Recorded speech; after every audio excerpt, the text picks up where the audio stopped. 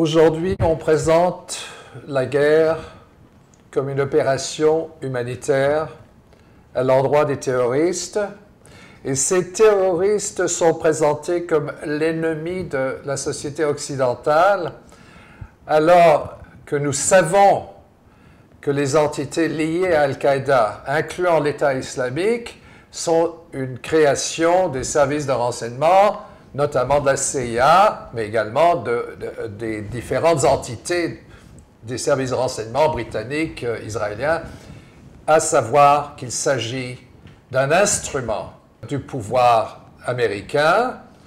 Ces terroristes jouent le rôle, en fin de compte, de mener une guerre de déstabilisation à l'endroit de pays comme la Syrie ou l'Irak.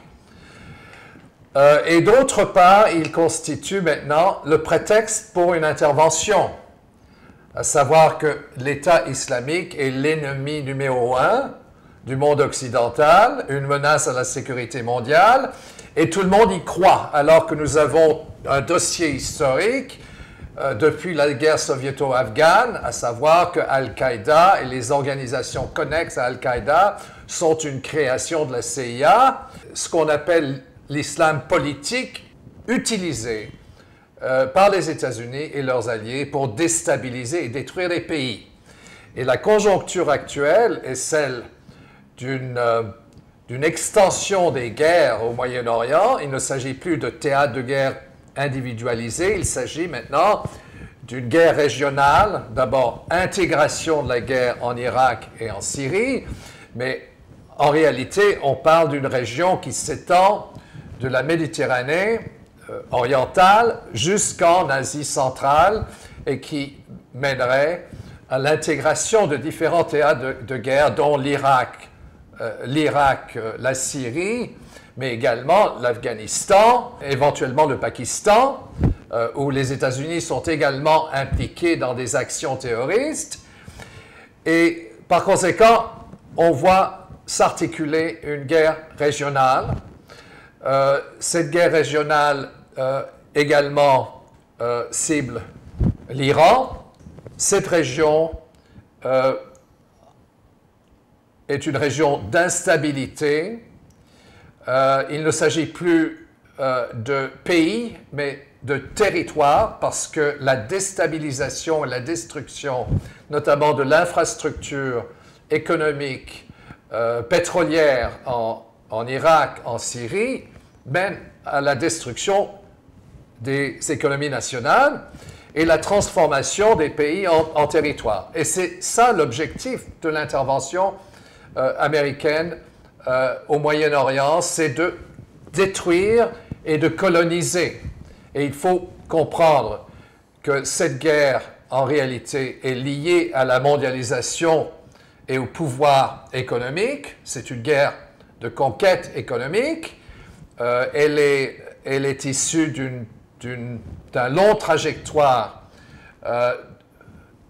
des États-Unis à partir de la Deuxième Guerre mondiale, avec un cheminement de conquête et de déstabilisation, de coups d'État dans différentes régions du monde. Et on peut parler de la mondialisation des guerres, parce que les États-Unis sont présents à peu près partout par le système de commandement régional. Vous avez les initiatives à l'encontre de la Chine, notamment par la construction de bases militaires en Corée du Sud, mais également d'autres pays sont impliqués, l'Australie, les Philippines, le Vietnam, qui anciennement a été l'objet d'une guerre, devient l'allié des États-Unis, et de fait, les États-Unis recrutent leurs alliés à partir des pays vaincus. Donc l'Indonésie, les Philippines, le Vietnam, le Cambodge sont des alliés des États-Unis à l'encontre de la Chine. En ce moment, on a une guerre hégémonique qui s'articule dans toutes les régions du monde où des opérations sont menées simultanément. Et ce ne sont pas nécessairement des opérations guerre de théâtre, donc militaire, si vous voulez, intervention de guerre conventionnelle, souvent c'est ce qu'on appelle la guerre non conventionnelle. C'est des actions de déstabilisation utilisant des entités terroristes comme instrument. C'est notamment le cas dans différents pays.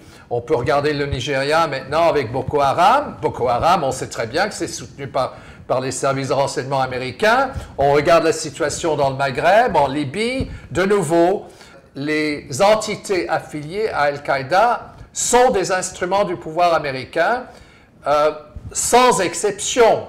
Et l'opinion publique n'est pas au courant, bien que la documentation existe. Et alors, on présente ces guerres comme des opérations de caractère humanitaire avec l'objectif de protéger le monde occidental à l'endroit d'entités djihadistes, alors que ces entités djihadistes sont le produit d'une longue tradition d'intervention qui date en fin de compte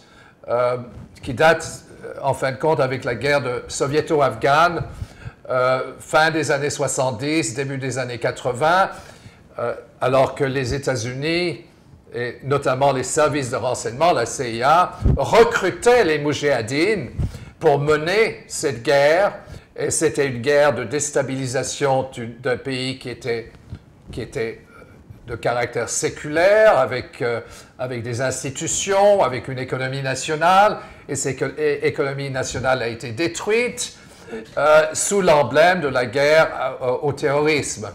Et si vous voulez, ce modèle fut appliqué dans différentes régions du monde. Il a été appliqué en ex-Yougoslavie, des opérations en Bosnie, au Kosovo. Il a été appliqué également, bien sûr, en Libye, en Syrie.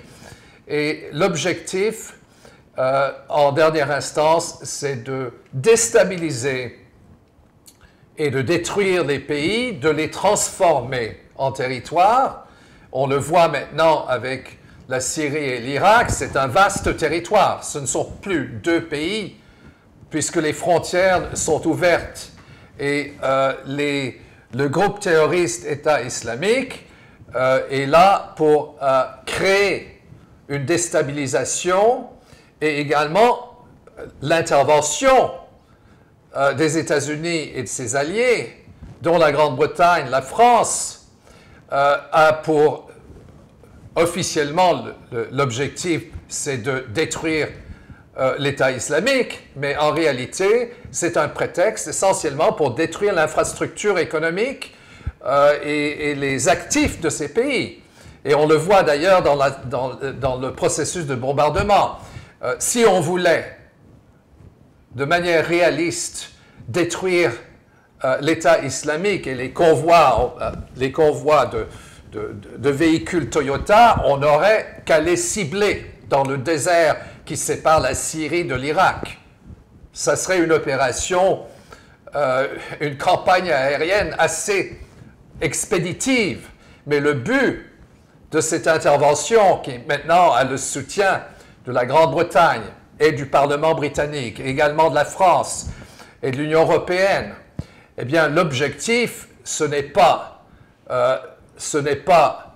d'aller chercher les terroristes ou de les détruire, bien au contraire, c'est un prétexte d'intervention qui a des fondements économiques, c'est une guerre de conquête, et l'opinion publique est présentée comme quelque chose qui est en fait une invention, c'est une fiction, parce qu'on présente l'État islamique comme une entité indépendante qui menace la sécurité du monde occidental, alors que nous savons pertinemment que cette entité est financée par l'Arabie saoudite, le Qatar, que les terroristes sont recrutés par l'OTAN en liaison avec le commandement turc, que les pays voisins sont également partenaires dans ce processus.